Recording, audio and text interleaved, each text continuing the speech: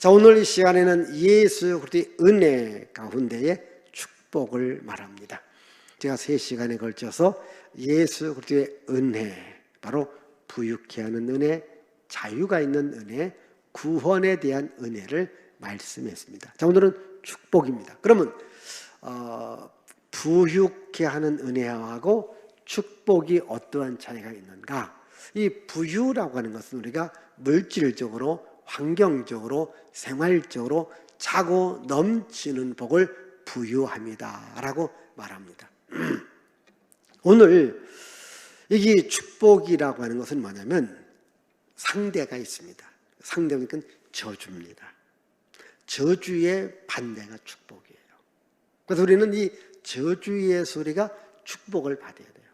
이게 부유는 우리가 일상의 삶에서 우리가 하나님의 복을 받고 누리는 것을 부유하다라고 말한다면, 이 축복이라고 해서 이게 저주에서 벗어나는 것, 저주를 끊고 저주를 막고 저주를 물리치고, 그래서 우리가 축복 가운데 살아가는 것, 이것을 축복이다. 이것도 예수 그리스도의 은혜이지요. 자, 오늘 말씀 가운데 10절의 말씀을 읽습니다.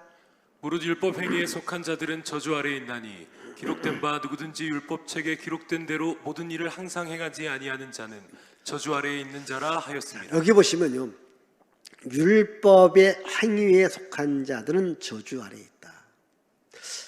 왜 저주 아래에 있는가? 그럼 여러분, 먼저 이 저주라는 것이 언제부터 있었는가, 언제 저주가 생겼는가를 우리가 아셔야 되겠죠. 하나님께서 천지 만물을 창조했습니다. 에덴 동산을 창조했죠. 그리고 아담과 하와에게 이제 선악과를 먹지 말아라, 선악과를 먹으면 죽는다라고 말했습니다. 그런데 창세기 3장에 뱀이 등장해요. 마귀가 등장해요. 마귀가 등장해서 하와를 유혹합니다. 하나님의 말씀을 거역하게 하고 하나님의 말씀을 불순종하게 합니다. 그래서 하와에게 하나님의 말씀을 거역하고 선악과를 따 먹게 합니다. 선악과를 따 먹었죠. 그리고 자기 남편 아담에게 줍니다. 자, 아담과 하와가 선악과를 따 먹고 자기들이 두려워합니다. 무서워합니다. 그래서 어떡합니까? 숨어 있습니다. 하나님께서 아담과 하와를 부르십니다. 아담아, 네가 어디 있느냐? 제가 부끄러워서 두려워서 숨었나이다. 왜 네가 두려워하느냐? 하나님께서 금하신 선악과를 따먹었기 때문입니다. 왜 따먹었느냐? 저 뱀이 유혹해서 먹었습니다. 뱀? 그럼 뱀한테 묻습니다. 너는 왜 아담과 하와에게 선악과를 따먹겠느냐? 너는 저주를 받을 것이다. 자, 우리 한번 창세기 3장 14절을 읽습니다. 여호와 하나님이 뱀에게 이르시되 내가 이렇게 하였으니 내가 모든 가축과 들의 모든 짐승보다 더욱 저주를 받아 배로 다니고 살아있는 동안 흙을 먹을지니라. 자, 짐승은 더욱 저주를 받아. 여기서 처음 저주가 등장합니다. 이어서 아담한테도 말합니다. 아담아, 내가 너에게 선악과를 먹지 말라 했는데 왜 먹었느냐? 뱀이 하와가 주워서 먹습니다. 너도 어쨌건 먹었으니까 너도 저주가 너에게 있을 것이다. 자, 우리 한번 17절입니다. 아담에게 이르시되 내가 내 아내의 말을 듣고 내가 내게 먹지 말라 한 나무의 열매를 먹었은즉 땅은 너로 말미암아 저주를 받고 너는 내 평생에 수고하여야 그 소산을 먹으리라. 그래서 너도 저주를 받는다. 너도 평생에 수고를 해야 먹고 산다. 이렇게 이야기합니다. 그래서 창세기 3장부터 저주가 이 땅에 시작된 거예요. 아담에게도 저주가 임한 거예요. 그래서 아담이 평생 수고해야 먹고 산다. 여기서 오늘 여러분들이 아마 그런 생각했을 겁니다. 왜 세상 살아가는 것이 어려울까? 왜 세상 살아가는 것이 힘들까? 여러분, 왜 세상 살아가는 것이 어렵고 힘들까요? 저주가 있기 때문입니다. 저주를 주는 마귀가 있기 때문입니다. 만약 여러분, 아마 여러분들이 꿈이 좀 크게 가져서, 자, 나는 돈 이만큼만 있으면 좋겠다. 그게 100억이 됐든 1000억이 됐든 이만큼 해주겠다. 그리고 나한테 원하는 것을 하라고 해주겠다. 여러분들이 돈이 많이 있습니다. 하고 싶은 대로 했다고 합시다. 어떻게 행복할까요? 편안할까요? 기쁠까요? 자유가 있을까요? 잠시는 행복이 있고 기쁨이 있고 자유가 있을 거예요. 그러나 여러분 인생의 삶에 진정한 자유, 진정한 행복, 진정한 기쁨은 오지 않아요. 왜 그럴까요? 물질이 내가 하고 싶은 일을 한다고 하는 그것 때문에 저주가 사라지지 않습니다. 돈 갖고 저주가 사라지지 않습니다. 물질 갖고 사라지지 않습니다. 지식 갖고 사라지지 않습니다. 만약 여러분 돈이든 물질이든 지식이든 권세 갖고 저주를 없앤다면 얼마나 좋은 세상 만들까요? 그러나 그 인간에 있는 어떠한 지식과 노력과 수고를 다 동원해도 저주를 물리칠 수가 없습니다. 우리는 늘 저주 아래 살아갑니다. 이걸 아셔야 됩니다. 이 땅에서는 지상 낙원이 없습니다. 이 땅에서는 행복한 장소가 없습니다. 왜? 모두가 다 저주 아래 있다는 거예요. 그래서 이 저주 아래 있는 우리는요, 어떠한 사람이냐? 죄인이라는 거예요. 율법 아래, 하나님의 법 아래.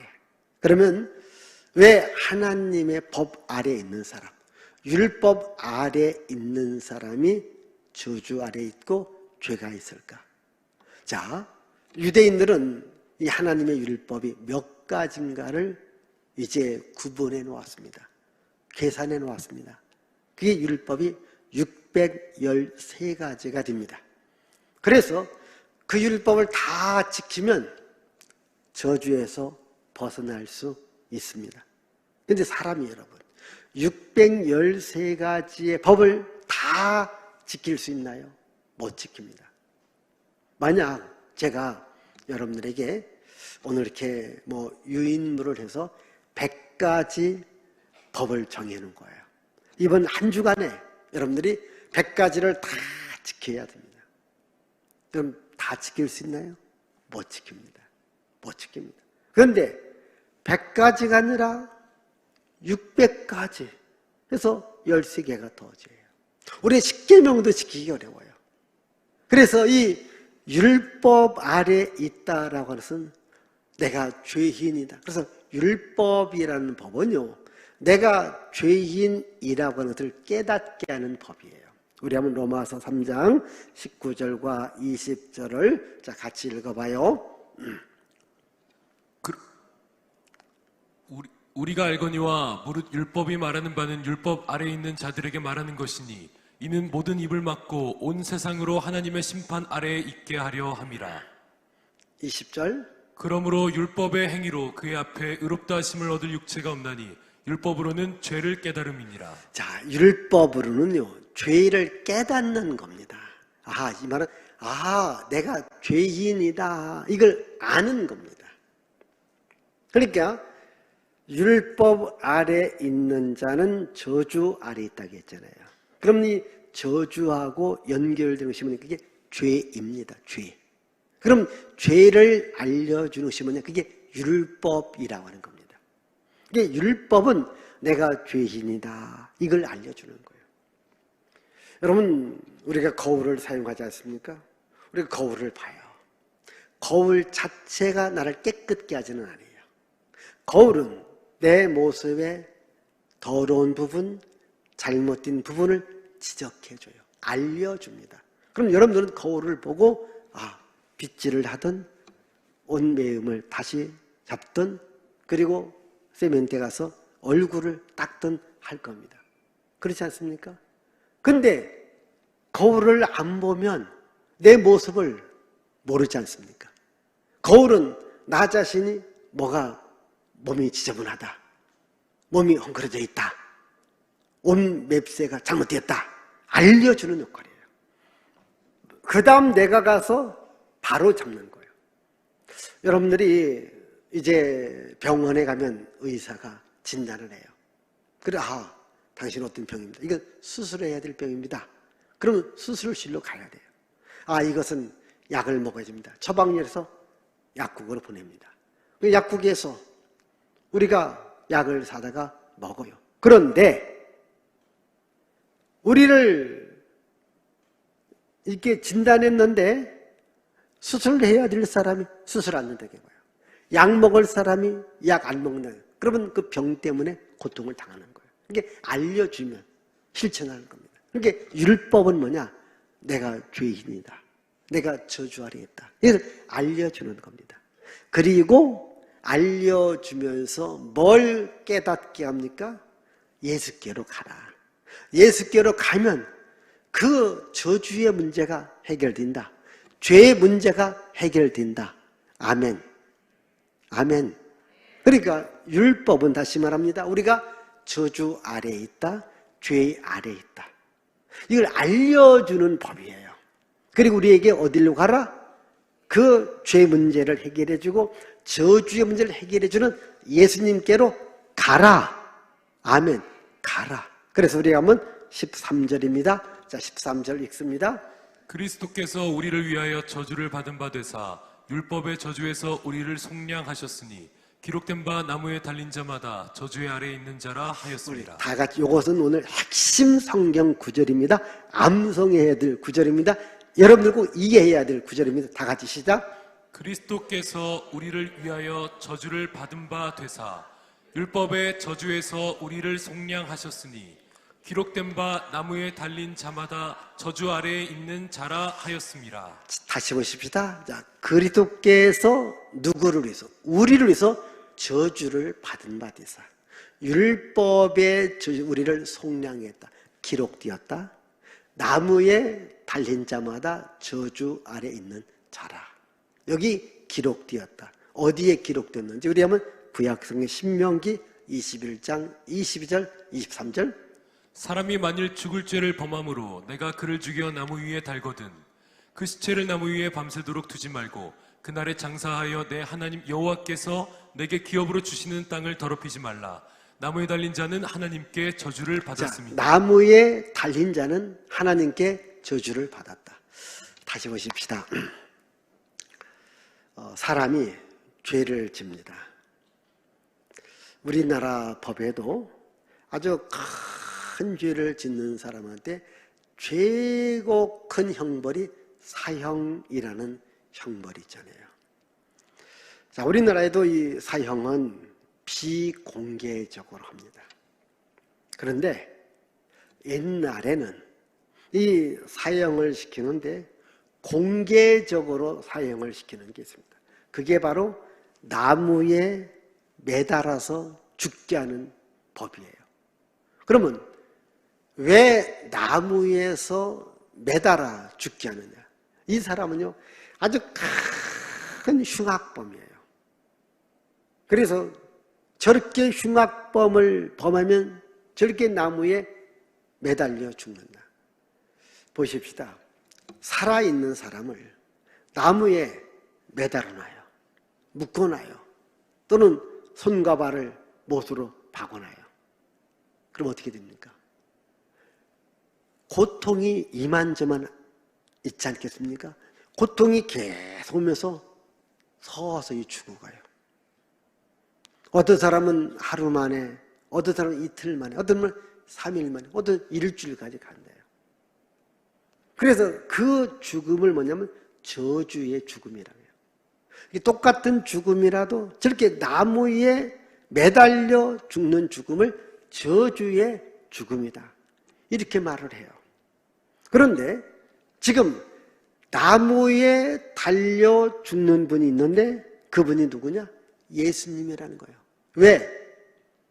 그리스도께서 우리를 저주에서 벗어나게 하기 위해서 바로 자기 자신께서 나무에 매달려 죽으셨다. 이렇게 말합니다. 여러분, 예수께서 이 십자가라는 나무, 십자가가 나무잖아요. 십자가라는 나무에서 매달려 죽으셨는데 왜 예수께서 십자가라는 나무에 매달려 죽으셔야 됐나요? 그건 바로 우리의 저주를 속량하기 위해서, 우리의 죄를 용서해 주시기 위해서 예수께서 십자가라는 나무에 매달려 죽었다고 하는 겁니다. 자, 우리 한번 마태복음 27장 22절, 23절, 26절을 읽습니다. 빌라도가 이르되 그러면 그리스도라 하는 예수를 내가 어떻게 하랴? 그들이 다 이르되 십자가에 못 박혀야 하겠나이다. 빌라도가 이르되 어찌미냐 무슨 악한 일을 하였느냐? 그들이 더욱 소리질러 이르되 십자가에 못 박혀야 하겠나이다 하는지라. 이에 바라바는 그들에게 놓아주고 예수는 채찍질하고 십자가에 못 박히게 넘겨주니라. 빌라도가 예수님을 재판해요. 그 재판 결과 죄가 없음을 알게 돼요. 그럼 여러분, 죄가 없으면 석방을 시키는 게 당연하잖아요.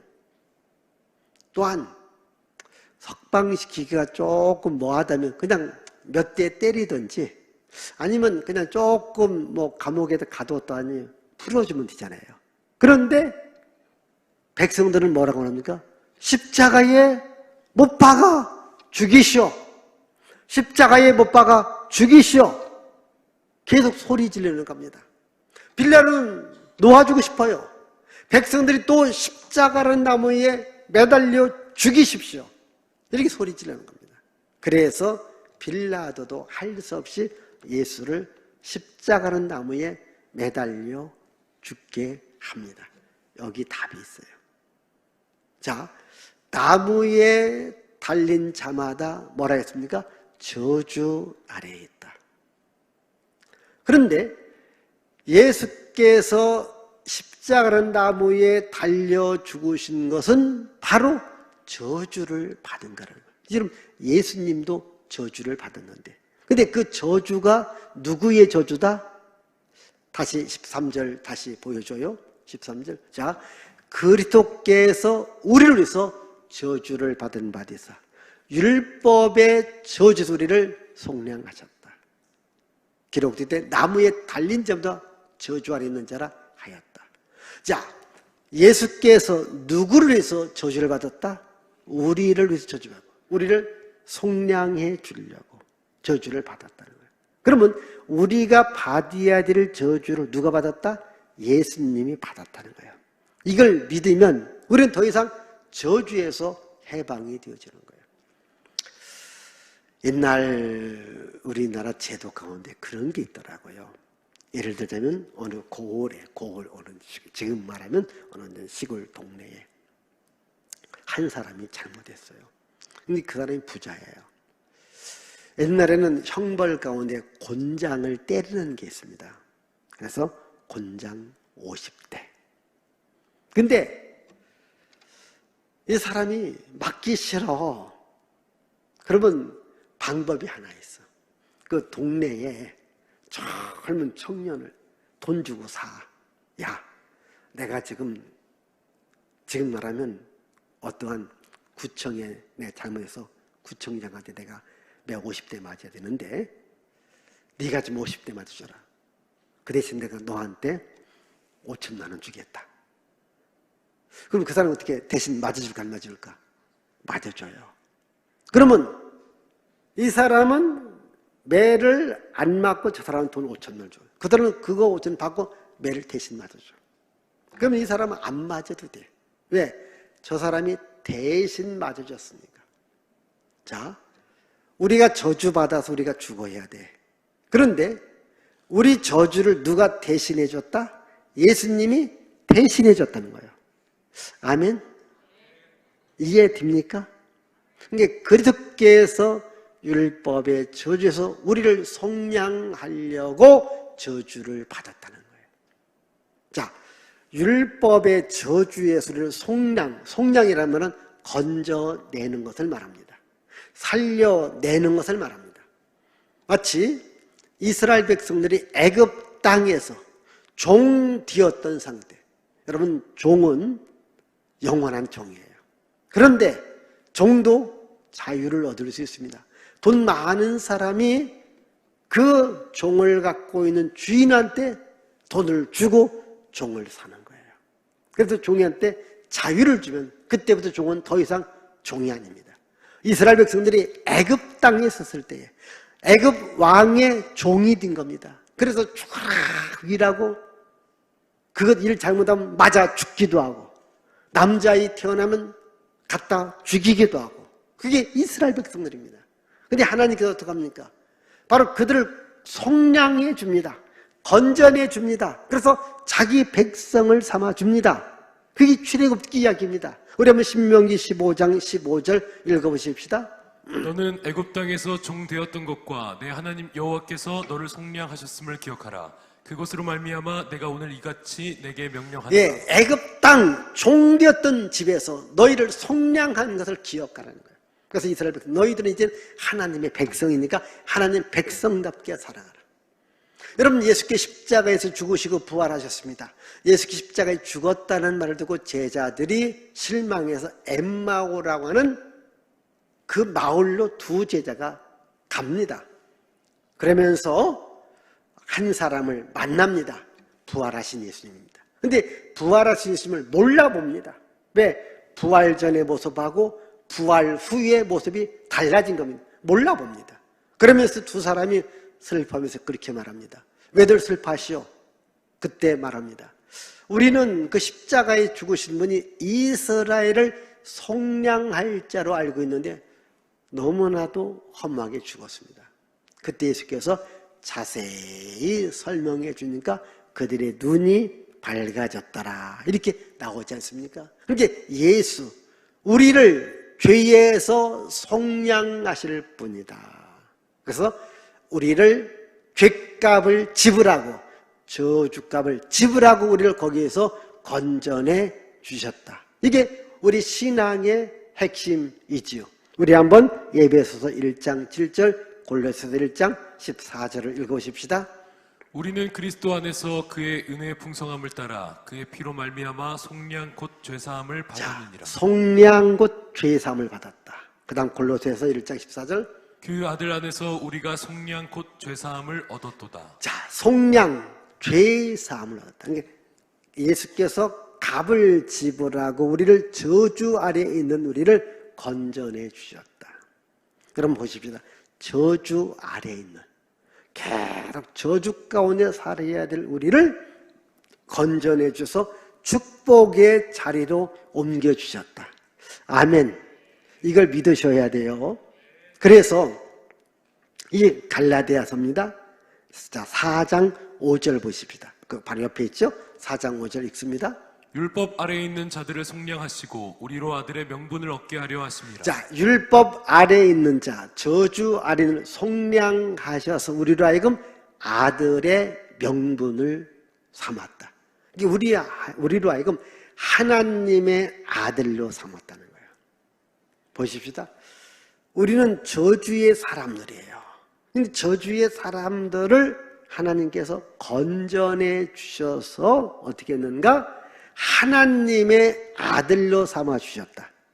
요한복음 1장 12절 영접하는 자 곧 그 이름을 믿는 자들에게는 하나님의 자녀가 되는 권세를 주셨다. 아멘. 자, 우리로 하여금 하나님의 아들로 삼아 주셨고 하나님의 자녀로 삼아 주신 겁니다. 아멘. 여러분, 오늘 나는 누군가? 아하, 내가 저주 아래 있지만은 예수께서 나를 저주에서 속량해서 하나님의 아들로, 하나님의 자녀로 삼아 주셨다. 아멘. 왜 우리를 자녀로 삼아 주셨을까? 우리 다시 한번 에베소서 1장 14절입니다. 이는 우리 기업의 보증이 되사 그 얻으신 것을 속량하시고 그의 영광을 찬송하게 하려 하심이라. 자, 우리를 속량한 이유는 바로 하나님 아버지를 찬양하는 것, 하나님 아버지께 예배하기 위함이라는 거죠.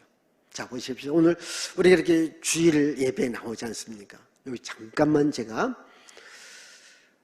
일반 그 이단과 사이비들 가운데는 그 어제 토요일 날을 그날을 안식일이라고 해요.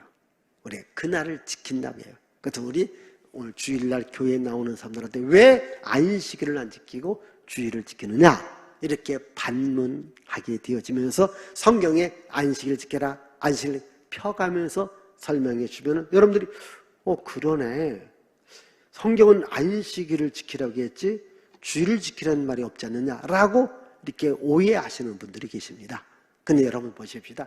구약 율법의 저주에서 우리를 속량하신 분이 예수님이십니다.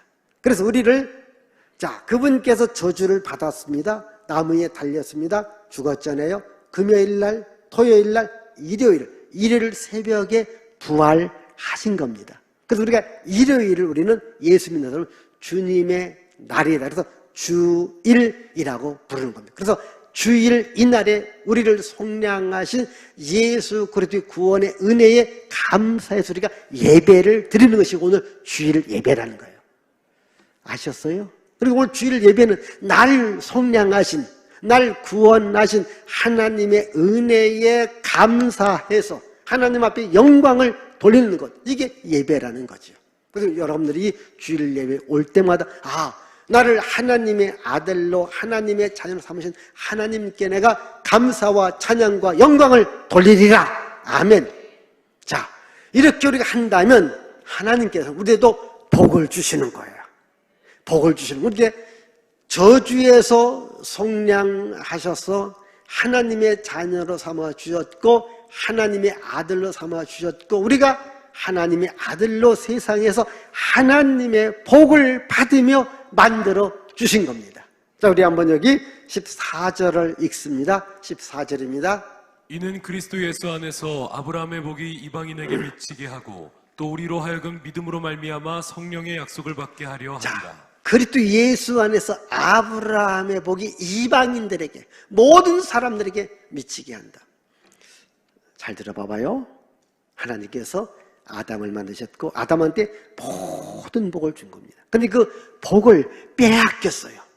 그 복을 빼앗겼을 때는 뭐랍니까? 저주 아래에 내려간 겁니다. 그래서 하나님께서 다시 믿음의 사람을 부릅니다. 그 사람이 누굽니까? 아브라함이에요. 그러니까 아브라함을 불러서 아브라함한테 복을 약속했습니다. 그리고 아브라함부터 다시 시작했어요. 네가 복의 근원이다. 아담한테 준 복을 아담이 빼앗겼으니까 이제 아브라함한테 주고 아브라함 네가 복의 근원이다. 우리 한번 창세기 12장 2절 3절 읽습니다. 내가 너로 큰 민족을 이루고 내게 복을 주어 내 이름을 창대하게 하리니 너는 복이 될지라. 너를 축복하는 자에게는 내가 복을 내리고 너를 저주하는 자에게는 내가 저주하리니 땅의 모든 족속이 너로 말미암아 복을 얻을 것이라 하신지라. 아멘. 하나님께서 아브라함을 불러서 아브라함을 복의 근원으로 삼은 거예요. 너를 축복하는 자에게 내가 축복할 것이지만 너를 저주하는 자에게 내가 저주할 것이다. 그래서 아브라함을 복의 근원으로 삼았는데 그 아브라함한테 주신 복을 이제 우리들에게도 주겠다는 겁니다. 그러니까 예수께서 우리를 저주에 속량하신 것은 이 아브라함에게 준 복을 오늘 우리들에게도 주기 원함이라는 거죠. 그래서 여러분들이 아브라함의 복, 하나님의 복을 받는 주인공이 되셔야 돼요. 우리 한번 신명기 1장 10절 11절 읽어보십시다. 너희의 하나님 여호와께서 너희를 번성하게 하셨으므로 너희가 오늘날 하늘의 별같이 많거니와 너희 조상의 하나님 여호와께서 너희를 현재보다 1000배나 많게 하시며 너희에게 허락하신 것과 같이 너희에게 복 주시기를 원하노라. 이게 모세가 이스라엘 백성이 가나안 땅에 들어가요. 가나안 땅에 들어가면 하나님께서 너희를 번성케 할 것이고 너희들에게 복을 주는데 현재보다 1000배나 많게 하리라. 아멘. 아멘. 여러분도 이런 하나님의 축복의 말씀을 받아들이십시오. 나도 이런 축복의 주인공이 되리라 믿음으로 살아가십시다. 제가 이 말씀을 준비하면서 제가 그런 생각해 봤어요. 우리 목양교인들도 이런 성경 말씀을 진짜 믿고 또 진짜 기도해서 진짜 하나님의 복을 받아서 이렇게 간증할 때 내가 이랬는데 성경 말씀을 통해서 내가 가난해서 부유해졌다. 저주에서 내가 축복을 받았다. 내가 진리 안에서 자유를 누렸다. 정말 나는 예수 그리스도의 은혜를 믿음으로 구원받은 하나님의 자녀로 살아간다. 이렇게 간증하고 고백하는 여러분들이 되시기를 바라요. 이제 그런 생각을 하게 된 겁니다. 보십시다. 하나님은 우리들에게 복 주기를 원합니다. 번성하기를 원합니다. 잘 되기를 원합니다. 왜? 하나님의 아들 예수님이 저주를 받았잖아요. 왜? 너희들 저주받지 말라. 내가 받겠다. 저주는 내가 받겠다. 내가 받았다. 이제 너는 축복만 받으라는 거예요. 그래서 여러분, 제가 좋아하는 성경 말씀 신명기 33장 12절입니다. 시작. 시편 33편 12절이거든요. 여호와를 자기 하나님으로 삼은 나라 곧 하나님의 기업으로 선택된 백성은 복이 있도다. 여호와를 자기 하나님으로 삼은 나라, 하나님의 기업으로 선택된 백성은 복이 있다는 거예요. 아멘. 그러니까 여호와를 자기 하나님으로 삼은 나라, 하나님께 선택된 백성, 선택된 나라가 복이 있다는 거예요. 저는 우리나라가 정말 요 하나님을 정말 우리 하나님으로 삼고 이제 하나님께서 이 민족에게 복을 준다는 믿음을 갖고 살아갈 때 우리 민족이 복을 받는 거예요. 또 한 가지 제가 이 말씀 참 여러분들 꼭 해주고 싶은 말씀이 있거든요. 우리 민수기 22장 12절입니다. 하나님이 발람에게 이르시되 너는 그들과 함께 가지도 말고 그 백성을 저주하지도 말라. 그들은 복을 받은 자들이니라. 이게 무슨 말이냐면요. 이제 이스라엘이 쭉 이제 오면서 이제 모압을 지나 가나안 땅에 들어갈 때에 모압 왕이 선지자를 돈 주고 사요. 그래서 돈 주고 선지를 사서 뭐라고 말하느냐? 이스라엘 좀 저주지 마라, 저주해라. 이스라엘이 잘 되는 겁니다. 잘 되는 모습을 봅니다. 저들이 안 되기를 바래요. 저주하라, 저주하라. 하나님이 뭐라고 말합니까? 아니야. 이스라엘은 저주받을 백성이 아니라 하나님의 복을 받을 백성이다. 아멘. 하나님의 복을 받을 백성이라는 거예요. 여러분, 오늘 여러분, 하나님이 여러분들을 예수님을 보내서 우리를 죄에서 마귀에서 속량해 주셔서 하나님의 아들로 삼아 주셨습니다. 하나님의 복 받을 자로 만들어 주셨습니다. 이제 우리는 저주받을 자가 아니라 하나님의 복을 받을 자다.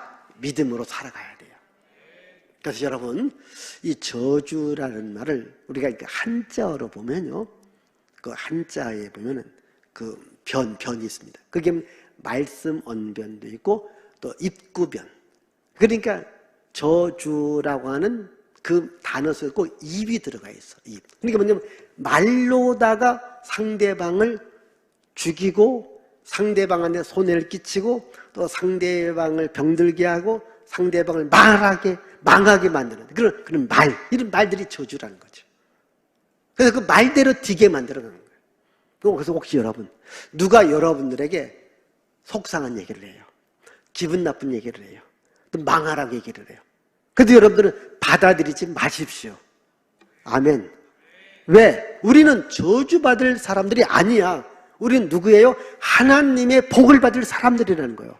하나님 인정해 주신 거라니까요. 그래서 여러분, 예수께서 우리들의 저주를 막았어요. 저주를 끊어놓은 겁니다. 우리가 못 오게. 이걸 우리가 믿으셔야 되는 거예요. 우리에게 하나님의 복이 오게끔 만드신 거예요. 그래서 우리는 하나님을 나의 하나님을 삼는 거예요. 하나님도 복이 온다고 해서 믿으셔야 돼요.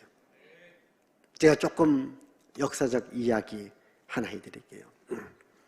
지금 저 러시아가 우크라이나하고 전쟁하지 않습니까? 저 러시아가 서기 988년 블라디미르라는 황제가 예수님을 영접을 해요. 영접은 지금부터 약 1000년 전이죠. 그래서 이 러시아나가 그래도 부강한 나라, 잘 사는 나라가 됩니다. 그런데 약 900년, 1000년의 세월이 흘러간 후에 이 기독교 신앙이 타락해. 그래서 뭐가 일어나느냐? 1917년 볼셰비키, 그러니까 대중의 당이야, 당. 이 볼셰비키 당들이 혁명을 일으켜요. 이게 공산혁명입니다. 그 주동자가 레닌이잖아요. 이 주장이 뭡니까? 이들이 노동자여 일어나라. 그래서 지주들, 돈 많은 사람들, 가진 자들, 있는 자들을 빼앗아서 없는 자들, 이런 적에 나누어 주어서 우리가 공평하게 다 같이 잘 살자. 다 같이 일해서, 다 같이 생산해서, 다 같이 잘 살자. 이게 공산이야. 이걸 주장합니다. 여러분, 여기에 많은 사람들이 동조해서 일어납니다. 그래서 러시아를 무너뜨리고 소련이 1922년에 소련이라는 나라가 출범하게 됩니다. 그러면 자기들의 바람대로, 자기들이 원하는 대로 나라를 부강하게 했나요? 나라를 잘 살게 했나요? 아닙니다. 약 70년의 세월이 지난 1991년에 망했어요. 소련이 망했어요. 그래서 다시 소련이 갈라지고, 그래서 이 본국을 그냥 러시아로 다시 환원하고, 그때 한 15개 이상 나라로 갈라진 거예요. 그때 갈라진 나라 중에 하나가 지금 우크라이나예요. 여러분이 공산주의자 망한 겁니다. 자기들이 뭘 열심히 하면 복을 받을 줄 알아요? 그러면서 이 공산주의자들을 가장 싫어하는 게 뭔지 아십니까? 교회입니다. 교회. 교회를 다 부신 겁니다. 여러분, 제가 성경에 그 교회 길라잡이라는 책을 보세요. 이 러시아의 최고의 성당도 다 때려부시고 거기 공산당 본부를 만들려고 했지만 실패하지 않습니까? 이 솔제니친이라고 하는 유명한 작가가 있습니다. 그 작가가 그렇게 말합니다. 소련이 망한 것은, 러시아가 망한 것은 하나님을 잃어버렸다. 하나님을 찾아야 될 예배당을 막았고, 그래서 하나님께서 축복의 문을 막았다. 멋진 말을 했어요. 우리가 사람들이 교회의 문을 막으니까 하나님은 하늘의 문을 막더라는 거예요. 여러분, 하나님이 하늘의 문을 막으면요, 인간이 아무리 밟아둔지도 안 되는 겁니다. 모든 복은 하나님께로 오는 겁니다. 또 생각해봐요. 미국이 1660년대에 청교도들이 미국에 가요. 한 100년이 지난 1770년대에 미국이 독립을 하면서 미국이 시작되어집니다. 자, 오늘날 보십시다. 시작되고 지금까지 최강의 나라로 군림합니다. 그럼 미국은 어떤 나라예요? 세계의 여러 민족들이, 이게 한 민족이 아니에요. 세계의 다양한 민족들이 미국에 살아요. 근데 신기한 것은요, 그들이 미국이라는 이름으로 하나가 되더라는 거예요. 우리나라는 단일 민족이라고 해요. 단일 민족인데 우리의 사상과 이념이 얼마나 갈라집니까? 미국은 그렇지 않습니다. 다양한 인종이 섞여 살고 다양한 국가의 사람들이 살지만은 미국 안에 와서는 딱 하나로, 그게 뭘까요? 청교도 정신이에요. 기독교 정신이에요. 물론 지금도 미국 많이 흔들려 가고 있죠. 그러나 아직까지라도 미국의 뼈대를 세우고 있는 헌법이든지 또는 이 경제든지 또는 어떤 법이든지, 그게 항상 기독교적인 원칙에 서 있기 때문에 그 나라가 강한 나라인 거예요. 그래서 모든 복은 하나님께로 온다. 여러분, 달러에도 옵니까? 우리는 하나님을 믿는다. 세상에 돈에다 이걸 쏘놓는 나라가 어디 있습니까? 그러니까 하나님께서 경제의 복을 줘야 된다. 하나님이 나라를 지켜줘야 된다. 하나님 함께 해주셔야 된다. 그렇습니다. 모든 복은 하나님께로 옵니다. 아멘. 이걸 우리가 믿으셔야 되는 거예요.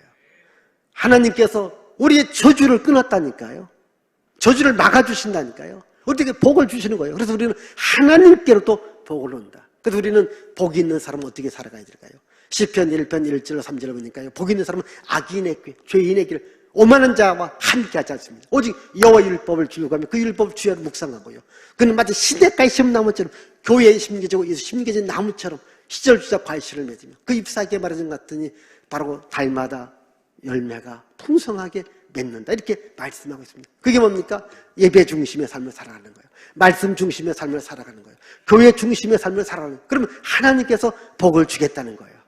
하나님의 축복을 주겠다는 겁니다. 그렇습니다. 예수께서 우리들의 저주를 다 끊어놓고 막아놓으시고 우리에게 축복을 주셨습니다. 이제는 축복 아래, 예수 아래서, 예수 안에서 우리 살아갈 수 있기를 바랍니다.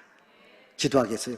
하나님 아버지, 감사와 찬양과 영광과 존귀를 주께 돌려드립니다. 우리가 예수 안에서, 축복 안에서 이제 살아가게 하소서. 저주는 예수님이 다 끊어 놓으셨고 막아 놓으셨습니다. 예수 안에 축복, 예수 안에 생명, 예수 안에 은혜가 있습니다. 예수 안에서 하나님의 복을 받으며 우리 모두가 살아가게 하옵소서. 예수님의 이름으로 축복하며 기도하옵나이다. 아멘.